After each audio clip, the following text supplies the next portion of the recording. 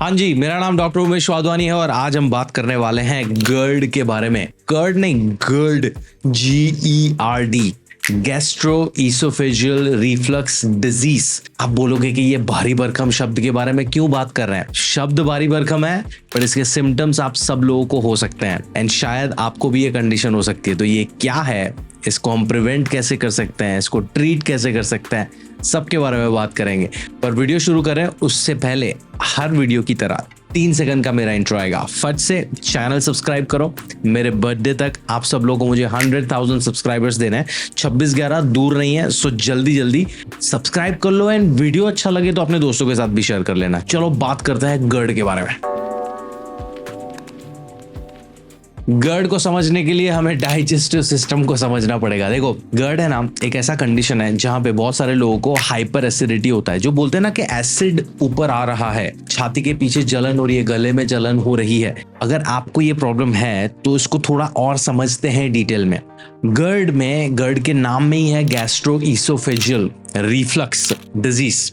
तो हमारा जो पाचन तंत्र है, let's say if this was your पाचन तंत्र, ये आपका मुंह है, ये आपका एनस है, यहाँ से आप खाना खाते हो, ये जाता है, आपने चबा लिया मुंह में, फिर जाता है ये फूड पाइप में। फूड पाइप को हम मेडिकल टर्म में बोलते हैं ईसोफेगस। देन आता है आपका स्टमक, जिसको मेडिकल में गैस्ट्रो या गैस्ट्रिक भी बुलाते हैं। उसके बाद आता है स्मॉल इंटेस्टाइन, उसके बाद आता है large intestine and then ends at the anus. Okay, तो आपने जो खाना खाया, चबाया, वो स्टमक में गया फूड पाइप के थ्रू।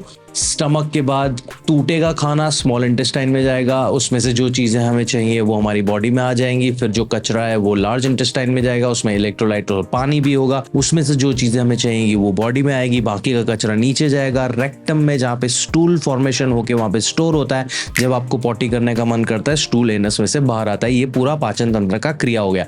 अभी हम स्टमक के नीचे वाले हिस्से के बारे में बात नहीं करेंगे। GERD is about gastro esophageal. Gastro is a word related to your stomach, जठर, and esophagus is your food pipe. अभी होता क्या, जब आप खाना खा लेते हो, आपने निवाला चबा के उसको निगल लिया ना, उसके बाद वो फूड पाइप में जाता है। फूड पाइप के अंदर खाना जाने के बाद आपका फिजिकली कोई कंट्रोल नहीं है वो खाने पे। जो आपका ये जो डाइजेस्टिव ट्रैक है, इट्स अ पाइप, और वो पाइप मसल से बना हुआ है, तो वो मसल खुद ब खुद कॉन्ट्रैक्ट करके वो खाने को नीचे लेके जाता है। अभी फूड पाइप में से स्टमक में खाना जाता है ना, तो फूड पाइप और स्टमक के बीच में एक स्फिंक्टर होता है, एक वाल्व होता है, जो खाने को और स्टमक के जो भी गैस्ट्रिक एसिड है, जूसेस है, उनको फूड पाइप में वापस रिफ्लक्स होने से प्रिवेंट, उसको रोकते हैं, है ना। इन अ नॉर्मल कंडीशन, जब आपका ये स्फिंक्टर या वाल्व सही से काम कर रहा है, तो खाना फूड पाइप से स्टमक में गया ना, उसके बाद वो ऊपर नहीं आएगा।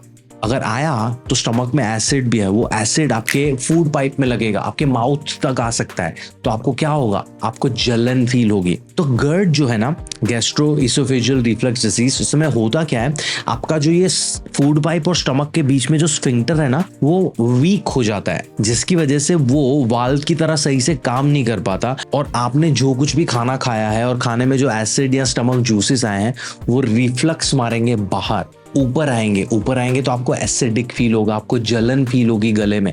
And this is what GERD is. GERD is a condition जहां पे आपका स्टमक कंटेंट स्फिंक्टर के वीकनेस या कोई और रीजन की वजह से ऊपर आ रहा है, जिसकी वजह से आपको होते हैं ये सारे सिम्टम्स जो मैंने आपको बताए। ठीक है, आप बोलोगे कि ये होता क्यों है? इसमें सबसे पहला रीजन मैंने आपको बता था कि क्यों होता है, आपका जो स्फिंक्टर है वो वीक हो रहा है। दूसरे भी बहुत सारे रीजंस हैं, एंड दोज रीजंस आर, सबसे पहला उसमें रीजन है, आप बहुत ही ऐसे फूड प्रोडक्ट्स खा रहे हो आपकी डाइट में जो आपके एसिड प्रोडक्शन को बढ़ा रहे हैं, जैसे कि caffeine, alcohol, processed food items, fried food items, spicy food items, जो आपके एसिड प्रोडक्शन को बढ़ाएंगे। एसिड ज्यादा है तो देयर आर चांसेस कि वो रिफ्लक्स ज्यादा होगा। तीसरा, alcohol and smoking in general. If you are drinking a lot of alcohol and if you smoke a lot, you are more prone to get GERD as a condition. Then there are certain conditions like hiatal hernia, जहाँ पे आपका जो stomach है ना, वो ऊपर की तरफ आ जाता है, चेस्ट में वो ऊपर की तरफ आएगा, तो ये जो स्फिंक्टर की हम बात करें तो उसको वापस से वीक करेगा, जिसकी वजह से आपको GERD के सिम्टम्स आ सकते हैं। Then of course the obesity part, अगर आपका वजन बहुत ज्यादा है, that can also contribute to symptoms of GERD. Pregnancy में बहुत सारी महिलाओं को ये प्रॉब्लम होती है because of the intra abdominal pressure increase हो जाता है because of the presence of the baby. There are certain conditions like gastroparesis, जहाँ पे आपका जो स्टमक एम्प्टीइंग है ना वो डिले हो जाता है for some reason. So diabetes है या अदर न्यूरोलॉजिकल कंडीशंस में आपने जो खाना खाया है वो फूड पाइप के थ्रू स्टमक में तो चला गया, but there is a specific time जिसमें वो स्टमक खाली होकर स्मॉल इंटेस्टाइन में चला जाता है। But there are certain conditions as I mention right here, वो कंडीशन में आपका जो स्टमक एम्प्टीइंग है, गैस्ट्रिक एम्प्टीइंग है, खाली होने का जो टाइम वो डिले हो जाता है। तो जितना ज्यादा टाइम खाना रहेगा और ऊपर से और खाना आप डाल रहे हो तो देयर आर चांसेस ना उसका वापस से रिफ्लक्स होने का।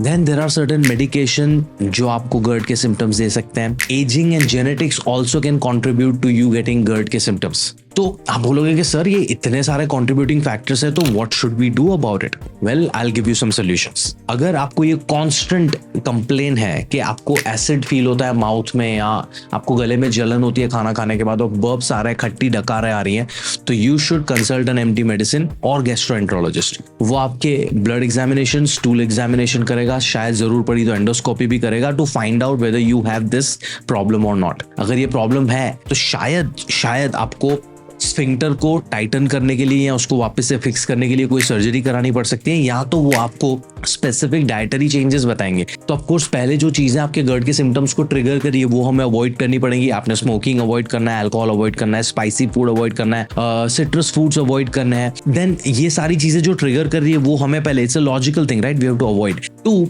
अगर आपको खाना खाने के इमीडिएटली बाद लेटने की आदत है तो इट्स प्योर ग्रेविटी।